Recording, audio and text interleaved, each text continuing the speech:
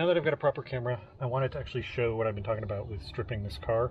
I've been talking about it as being bed liner. It's actually plastidip. People plastidip their cars all the time, and it's usually not a big deal. You spray several coats of it on to change a color or protect a section or whatever, and usually, if it's done right, you can just peel it off. The problem with this car is they didn't put enough on for you to be able to peel it properly, so it just, you can get sections, but it'll just tear.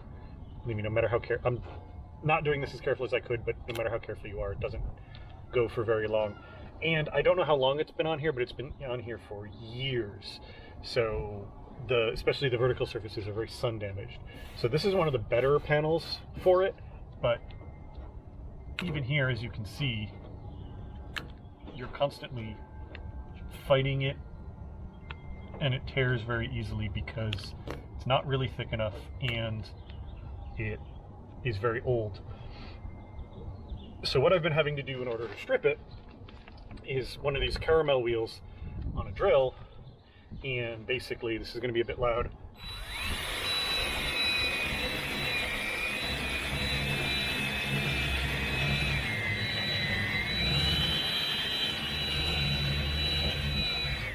Do that.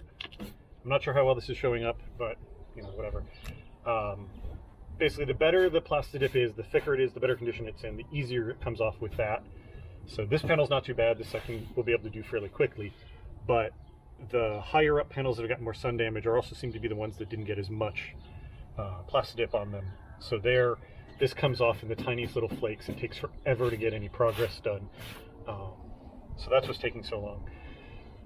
There's a guy who sells plastidip remover, which basically is just a thinner version of the Goo Gone orange stuff. In fact, Goo Gone Automotive seems to be very close to what he's selling. I tried that on the car. I'm going to cut in a minute to a bit of video showing the damaged section that I tried that on. And what that does is melts the plastidip, and it's supposed to allow you to pressure wash it off.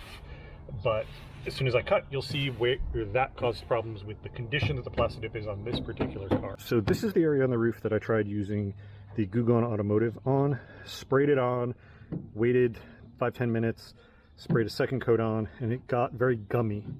So then went at it with a pressure washer. This isn't part of that. This has been further cleaned up with the wheel. But this is basically what it left me with. It got a lot of it off, but what's on here is still really on here. And this is still going to have to be gone over with the caramel wheel.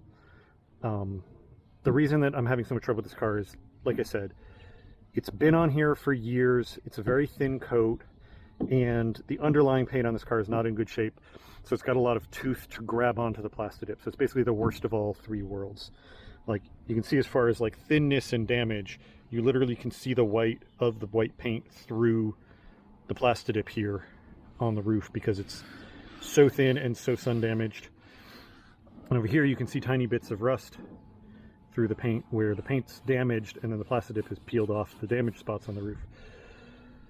So the whole car is going to get stripped and repainted, but I have to get the plastidip off before I can strip the paint because the plastidip comes up the paper. So that's why I've been having to go at this entire car with the caramel wheels. And it, unlike that panel I just showed you, when it's in this kind of shape, it takes absolutely forever because it doesn't, when it's in good shape, the bit that you've peeled off helps peel off the next bit. When this is like this, each little piece is its own fragment stuck on, so it doesn't help you get it off to have gotten the bit in front of or behind it off. So I still got a lot to do, but we had a very productive day today. We got both sides of the car basically done. So I am making progress, but it's still going to be a while because, like I said, this is in such bad shape, so that the caramel wheel is really my only viable option. The other issue I've had with when I was spraying the stuff on it and then using the power washer on it is what I ended up with is, I don't know how well this is going to show up on camera, but the trim here, if you see me do this, you can see how it gets cleaner. This is all plastidip that got off the car when I sprayed it, but then landed here and dried out and rehardened. So now trim and stuff that didn't even have plastidip on it now is a coat on it. The glass has it on it. So now I'm gonna have to scrub the entire car That side of the car is particularly bad for this because I was spraying this way. So I've made a whole nother project for myself trying to spray it off.